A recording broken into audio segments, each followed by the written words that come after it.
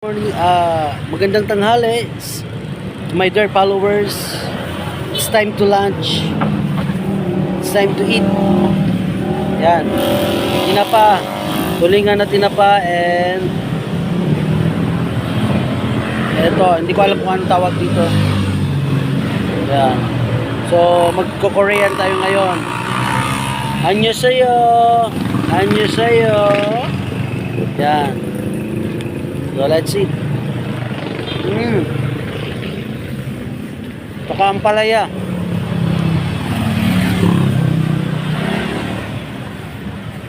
Wala akong kutsara eh.